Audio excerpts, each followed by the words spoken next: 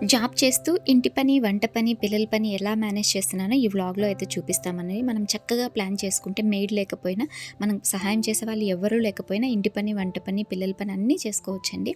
అది ఎలాగో చూపిస్తాను చూడండి. పొద్దున్నే లేవగానే ఫస్ట్ చేసే పని పక్షులకి బియ్యం వేయడం అనమాట. దాని తర్వాత ఈరోజు శుక్రవారం కాబట్టి ఫస్ట్ నేనైతే పొద్దున్నే తలస్నానం చేసేసానండి. ఇల్లు తుడుచుకొని గడపకు ముగ్గు పెట్టుకోవడం చాలా ఇష్టం నాకు.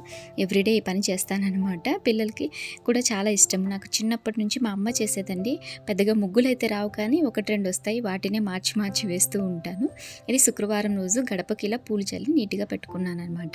దీని తర్వాత పూజ చేయడానికి కుదరదండి. వెంటనే నేను వంటింట్లోకి వెళ్ళిపోయి వంట చేసుకుంటాను అనమాట. ఈరోజు ఇడ్లీ సాంబార్ చేశాను. మధ్యాహ్నం లంచ్‌లోకి సాంబార్ ఉంటుంది. దాంతోపాటు కొద్దిగా పిల్లలకైతే అన్నం చేసి వాళ్ళకి లంచ్ కట్టేసి పిల్లలకి తినిపించి స్కూల్‌కి అయితే పంపించేశానండి. వాళ్ళు 9 గంటలకు స్కూల్‌కి వెళ్తారు. స్కూల్‌కి వెళ్ళాక మనకు కొంచెం ఫ్రీ టైం దొరుకుతుంది కాబట్టి అప్పుడు నిదానంగా నీట్‌గా నేనైతే పూజ చేసుకుంటానండి. పూజ చేసుకున్న తర్వాత ఇల్లు చూసారు కదా, కిచెన్లో వంట గిన్నెలన్నీ ఉండిపోతాయి. వాటిని క్లీన్ చేసుకుంటానండి. కొద్దిగా ఫాస్ట్గా అయితే చేసుకుంటాను. తర్వాత ఆఫీస్ పనికి లాగిన్ అవుతాను. ఇవన్నీ ముందు రోజే ప్లాన్ చేసుకుంటానండి. ఏ వంట చేయాలి, ఎంత టైంకి చేయాలి, ఎలా చేయాలి అని. ఇలా ప్లాన్ చేయడం వల్ల పనులన్నీ చక్కగా అయిపోతాయండి. వీడియో కనుక నచ్చినట్లయితే లైక్ చేయండి, షేర్ చేయండి, సబ్స్క్రైబ్ చేయడం అస్సలు మర్చిపోకండి.